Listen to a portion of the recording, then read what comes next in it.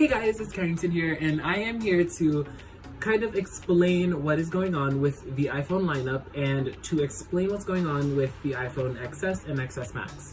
I'm here to talk about their specs, what's good, what's bad, what's crazy, what is nice, what's all that. I'm here to talk about what's good and bad about the phones.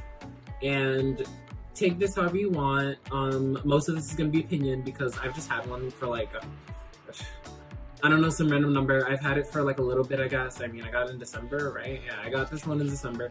And I've had it for a while, and there are quite a few people who are either on the fence about getting it or not getting it at all. And I just want to tell you what you're missing out on / what you're getting yourself into. On September 12, 2018, Apple announced a few things at their yearly keynote.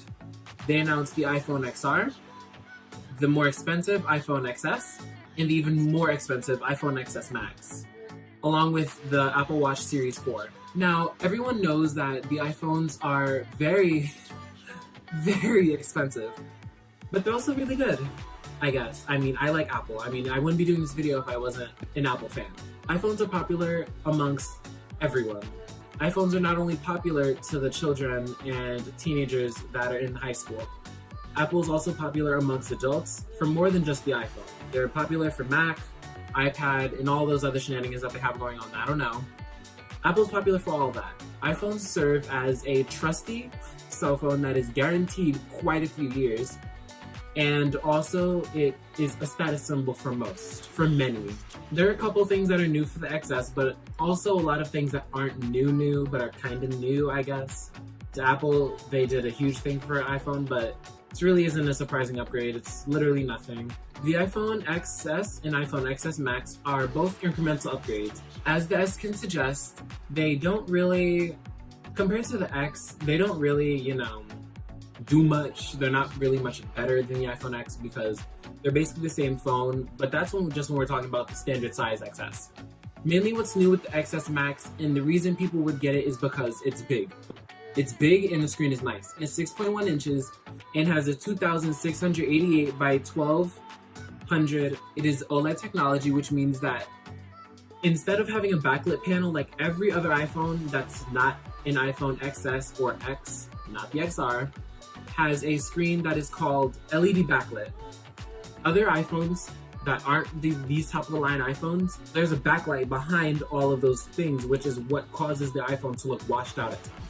The iPhone XS, XS Max, and iPhone X do not have that problem because they are OLED technology. Each pixel lights up on its own, which means that if something is completely black on your screen, that pixel is not being used, which saves battery and looks amazing. I love it. It's such an upgrade. But at the price point, but we're just not gonna worry about that, okay? We're just not gonna worry about that price point, right? We don't need to worry about that.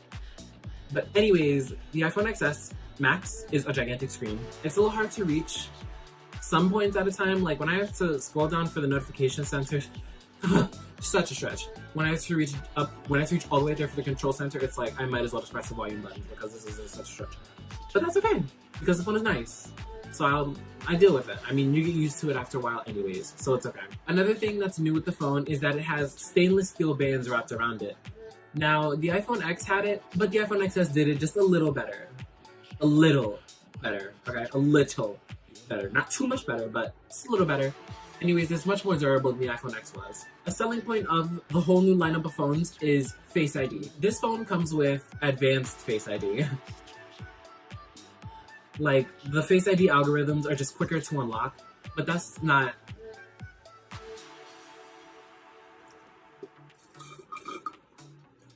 It's not like second generation or anything where it's super fast. Yes, the phone does unlock faster than the X, but not by much. It's just a little bit. That's expected of a phone.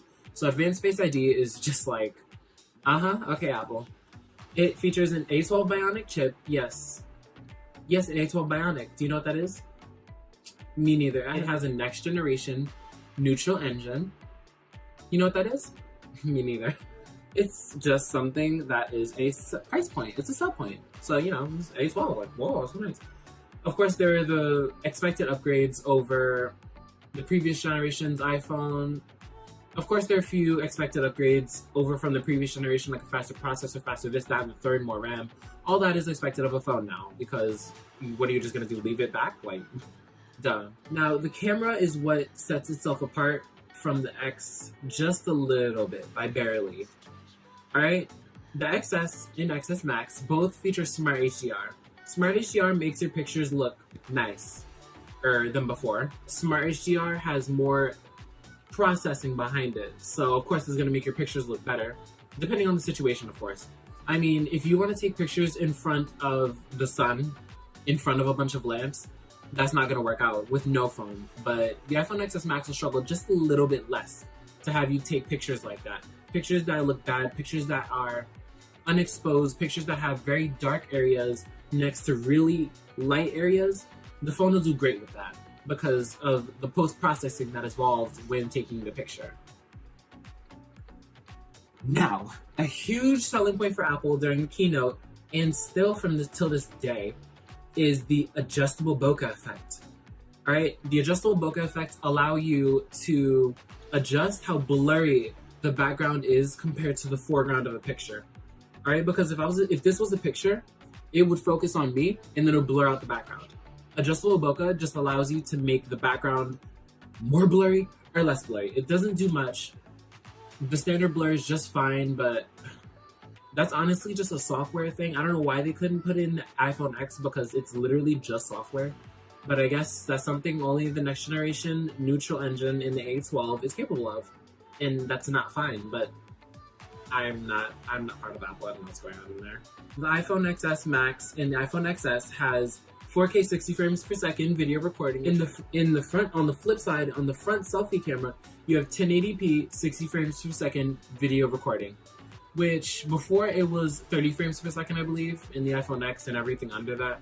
The iPhone XS and XR also have stereo recording. Stereo recording is basically when you hold the phone and if someone was to talk when over there and then move over there, you can put your headphones on when you're watching the video later and you can actually hear the movement from one ear pod to another. So that's what stereo recording is, and it's useful if you record a lot of videos, but otherwise it's not something to choose the iPhone X over. It also has gigabit LTE capabilities, which isn't quite 5G yet. Okay, for people who don't know, LTE is 4G. Qualcomm and other companies are starting to develop 5G networks. Gigabit LTE is basically fast internet on your phone. Fast 4G, fast LTE, faster, gigabit. If you look at an iPhone XS or iPhone XS Max and you look at the top of the phone, you can see that it has one antenna band on top, and then you can see that they removed a few camera holes on the bottom to add another antenna band. Those antenna bands are what allows the gigabit LTE. But you know, a lot of people don't support gigabit LTE yet, but that's just future proofing that's done on Apple's part. Waterproofing also got a bump. Waterproofing, dust proofing, everything proofing, also got an upgrade. It went from IP67 rating to IP68 rating, which just makes it a little better, a little deeper underwater. So you'll be fine when you want to take selfies or something in the pool, or you want to do something in the pool, whatever you're doing, you can do it. Or you can drop your phone in the pool without having to worry about it for a little bit before taking it out, because your phone will be fine, of course. Waterproof, water resistant, basically waterproof if you don't, swim with your phone, which you shouldn't be doing anyways. Your phone will be fine. I've had it for a while. I really like the phone. If it wasn't my money, would I be getting it? The iPhone XR is a way better value than this. The iPhone XS, XS Max, and XR aren't that much of an upgrade from the iPhone X, especially the XS Max at that price point. It's not an upgrade from the iPhone X really much. Like, if you had to pick either of the two, I'd say go with the X.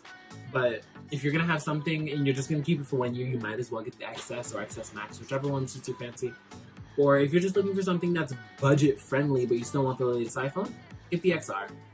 Alright, it's not light on the pockets, but it's cheaper, and you get basically the same device as the XS and XS Max.